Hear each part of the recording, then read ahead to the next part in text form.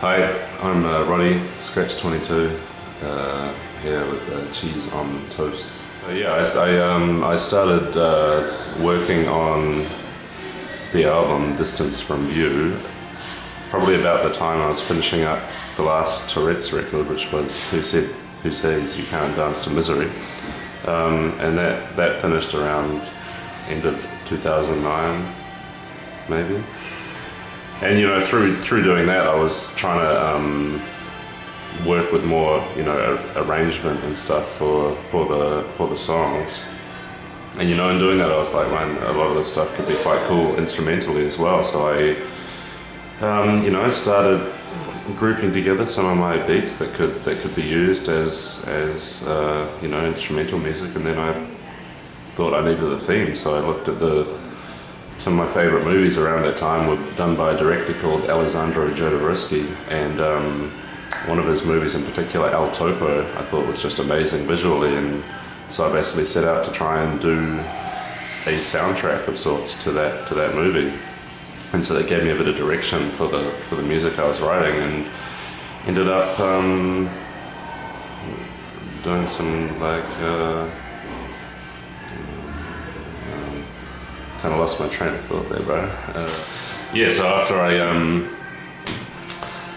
after deciding that I wanted to kind of, do the unheard soundtrack to these movies in a way, I got in touch with a friend of mine, Bob, and got him involved, and he's done all the artwork so far from start to finish. He's kind of been the visual visionary behind it, and so he's kind of the demo of the album got finished about a year ago, and about that same time Bob went on his OE, like traveling around India, and so I gave him a copy of the record to take with him, and so he kind of got to travel with it for a while and do all the imagery stuff that really kind of fitted in with the album, and then it's just kind of, I think, especially important for instrumental music to have that kind of visual element to it, being properly thought out and not just like something on the side that you just kind of pick up, because otherwise it's got no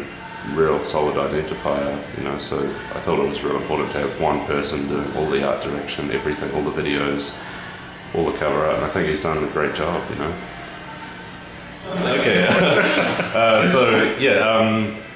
Okay, the record is like, it's not at all like how my DJ sets might sound, it's meant to be like, kind of cinematic journey music, like very slow pace. It's not something you can, dance to in the club really, unless you were to dance really, really slowly.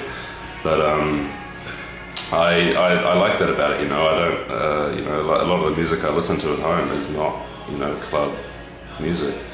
That's kind of just what I do for a job. I love the DJing stuff, but it's very different to the kind of music that I want to write myself. So I thought it was kind of important with this album to not go do it in half measures and like have, I thought I'd rather have one consistent theme going throughout. And so it's pretty undanceable, unclub record, but I like that about it. Yeah, I guess the reason that I kind of used the name Scratch 22 for this record, even though it's so different from my DJing stuff, is because ultimately that's kind of what I want to be doing with the name, is just producing music. I don't want to be DJing forever, so I thought this was a good first step towards that. Yeah, so when I was like about 15 or so, I was doing a little bit of DJing, really into like scratching and turntablism. That's where the name comes from. And around that time I was like writing beats as well. I was starting to first write beats, and through that journey over the next like 5 years or so, from when I was 15 till I was about 20, I was kind of just really discovering heaps of interesting music from like all different styles and like all over the world. And I was kind of slowly getting more into the music that I was sampling than into the music that I was, DJing with or like listening to at the time. Well, no, not listening to, or the mute.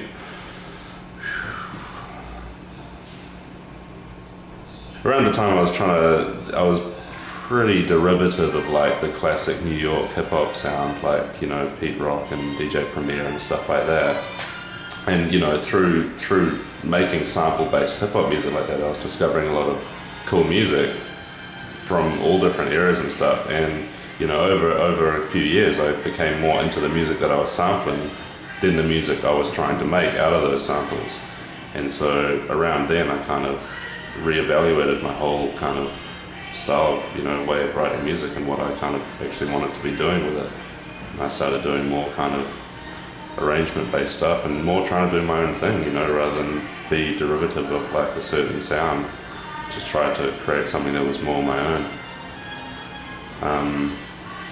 And so yeah, like you know, bands. I got really into like bands like Can and stuff like Fela Kuti and, you know, Bob Dylan. I was listening to these cats a lot more than I was a lot of the hip hop stuff, a lot of the dance floor stuff that I was DJing.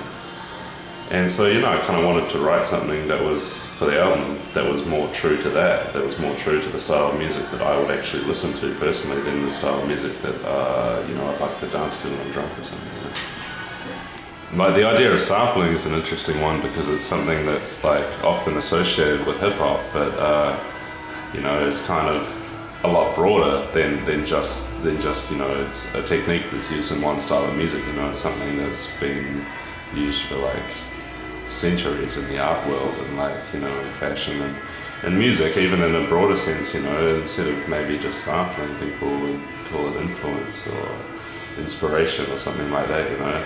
And it doesn't need to be as kind of direct as, you know, directly taking one phrase and copying it or repeating it. It could be something as simple as seeing, you know, like a movie and that kind of emotion, wanting to, you know, sample that, or, you know, like getting inspired by that kind of one visual aesthetic and kind of building a whole sort of motif around that.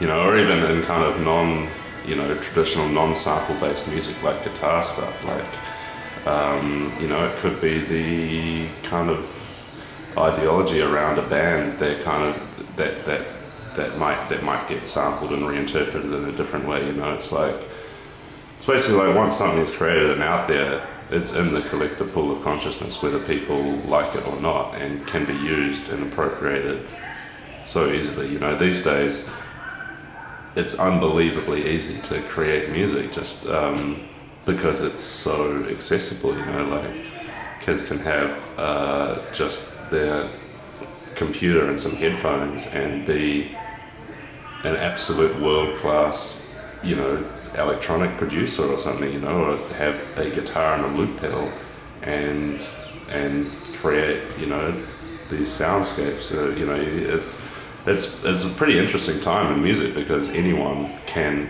effectively, you know, create something and then distribute it to the world almost instantly, you know. So yeah, I think it's you know, whether you call it samples or influences or inspiration, it's probably the most exciting time ever in terms of having such a huge collective pool of resources to go from and such ease in, you know, in using it and getting it out back into that pool with your own little twist on it. Yeah, so the album Distance from View comes out next Monday, the 18th of April 2011, and single Medicine Man is online at the moment. That's the only place you can find the cover version by the DHTFDs, which I'm very happy with.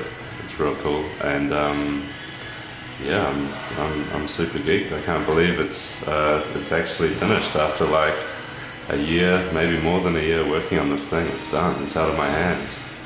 I'm stoked. Thanks for watching. I'm Rodi. This has been Cheese on Toast's interview. Peace.